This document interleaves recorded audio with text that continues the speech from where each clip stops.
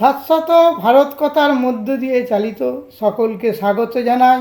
শুভ সকাল আমার ইউটিউব চ্যানেলের নাম হচ্ছে শাশ্বত ভারত কথা। শ্রীরামকৃষ্ণ সারদাশ্রম, কাষ্টসাংড়া, দক্ষিণ পাড়া, খোসালপুর, আমতা, হাওড়া থেকে পরিব্রাজক স্বামী সত্যস্বরূপানন্দ বলছি। আজকে মনের কথা এই সময় বিষয় তুলনাহীন তুলসী। দেখতে পাচ্ছেন তুলসী গাছ নিয়ে কিছু বলবো। অনেকের অনেক উপকারিতা জানে, তবুও যারা যেগুলো জানেন না সেগুলো জেনে নিন আমার ইউটিউব চ্যানেলে। এর আগে প্রচুর গাছ নিয়ে গবেষণা করেছি, ইউটিউব চ্যানেলে করেছি। এই পর্যন্ত তুলনাহীন তুলসী। এই তুলসীর গুণ অপরিসীম। তুলসীর গুণ হচ্ছে অপরিসীম। এখানে কৃষ্ণ রাধে আছে, ছবি আছে, যাই হোক, তুলসী গুণ অপরিসীম। তুলসীর গুণ অন্য কারোর সঙ্গে এর তুলনা করা যায় না, অর্থাৎ তুলনাহীন তুলসী। এর তুলনাহীন। অতি প্রাচীন কাল থেকে এই উদ্ভিদ, এই ভেষজ উদ্ভিদ ভারতের প্রতিটি পুরাণ ধর্মগ্রন্থে উল্লেখ করা আছে বা পাওয়া যায়। শুধু দেবদেবীর পুজোয় নয়, নানা কাজে আচার উপকরণেও তুলসী অপরিহার্য। নানা খাদ্যদ্রব্যে, পানীয় শুদ্ধিকরণেও এর ব্যবহার বহু কালের থেকেই এগিয়ে হয়ে আসছে। বাড়িতে একটি তুলসী গাছ থাকলে বাড়ির জীবাণুমুক্ত হয় এবং এই ধারণার পিছনে নিশ্চয়ই বীজাণু প্রতিরোধ ক্ষমতা আছে বলেই আমার মনে হয়। আমাদের শাখা প্রশাখাযুক্ত বর্ষজীবী ছোট গুল্ম জাতীয় উদ্ভিদ 30 থেকে 75 সেন্টিমিটারের লম্বা হয়, বেশ বড় হয়। পাতা কাণ্ড দেখতে পাচ্ছেন, পাতার দুই দিকই লোম থাকে। পাতার অনেকই তৈল গ্রন্থি বিদ্যমান। মোটা 0.125 থেকে সেন্টিমিটার হয়। পুষ্পদণ্ড লম্বা। এতে অনেক ফুল ফোটে, যাকে বলে মঞ্জুরি বলা হয়। তুলসী মঞ্জুরি বলে খ্যাত, সবাই জানে। ফুল ছোট বেগুনি অথবা লালচে, ফল ছোট, বীজ হলদে বা লালচে, 4টা মসৃণ পাতার উদ্যায়ী তেল।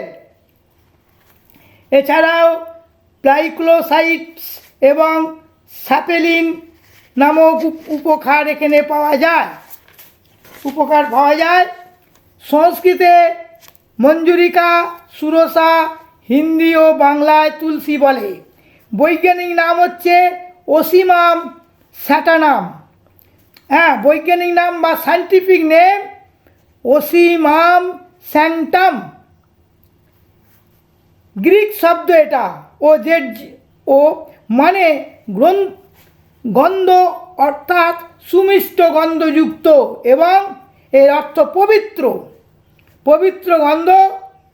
পরিবার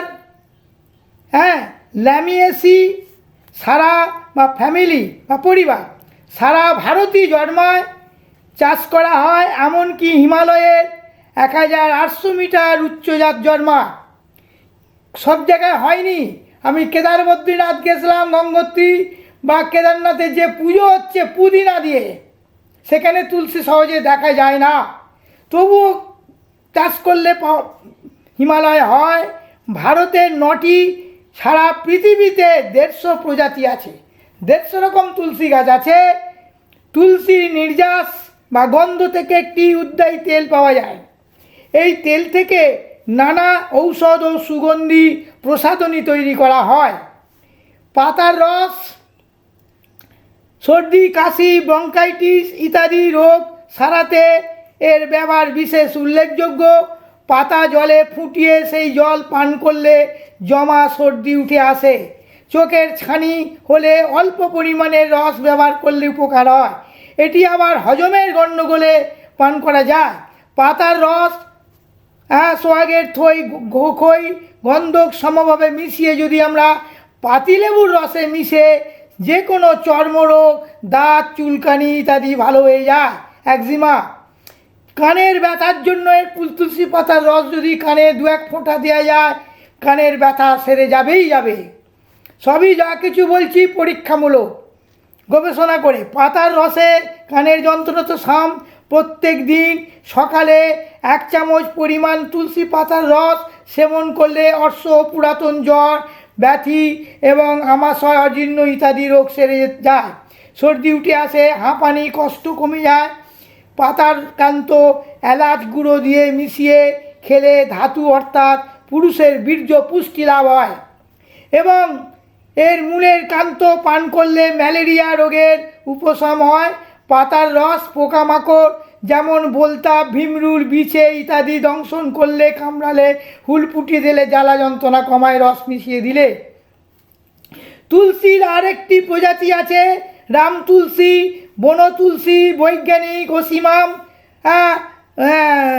প্রোটিসিমাম সারা ভারতে জন্মায়।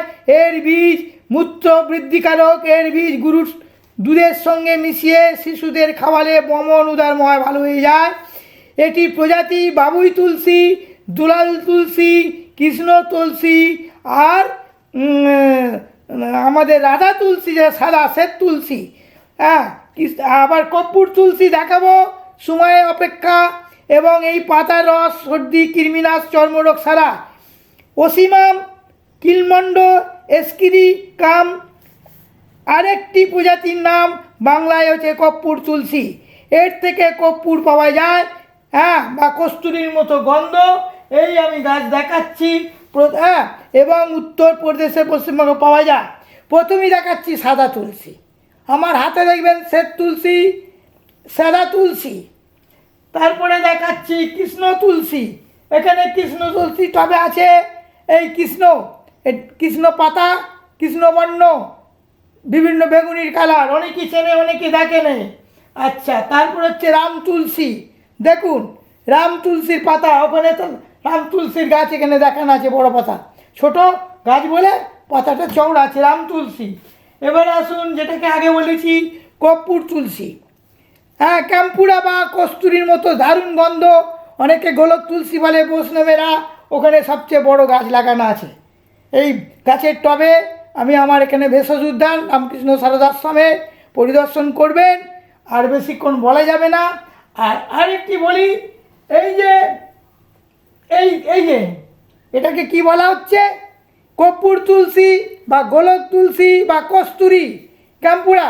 এই তুলসীর খুব সুগন্ধ, এখান থেকে সুগন্ধ নির্যাস বার করে, সেন্ট তৈরি হয়, দারুণ। আর এই যে ফুল এসেছে, ফুল থেকে ভিতরে দানা বেরোয়, সেই দানাটা হচ্ছে তোগমারি। বাজারে যে তোগমারি পাওয়া যায়, অনেকে বিভিন্ন ক্ষেত্রে তোগমারি কেনে বিভিন্ন কাজে পড়া পাঠাতে। এই হচ্ছে তোগমারি গাছ। এটা এই তুলসী এরকম, এর আগেই বলেছি 150 রকমের তুলসী গাছ আছে। আমরা পরপর গাছগুলোকে দেখালাম তুলসী নিয়ে। এর আগে ভিডিও করা হয়েছে, দেখে থাকবেন অনেকে। সমস্ত তুলসী গাছ। এই হচ্ছে কৃষ্ণ তুলসী, ডাঁটা কৃষ্ণ। এটা হচ্ছে শ্বেত তুলসী, এর ডাঁটা হচ্ছে সাদা রঙের, এটা লালচে বলে এটা হচ্ছে। আর এটা বললাম। আর রাম তুলসী। আমার এখানে বাগানে অনেক নষ্ট হয়ে গেছে, প্রায় 50-60টা 100 রকমের তুলসী ছিল, মোটামুটি 150 রকমের তুলসী। এই নিয়ে আমি বললাম। আজ এই পর্যন্ত। সকলকে স্বাগত। ভালো লাগলে সাবস্ক্রাইব করবেন, কমেন্ট করবেন। আশা করি যা করলে ভালো হয় করবেন, আশা করি সকলকে জানা রইল।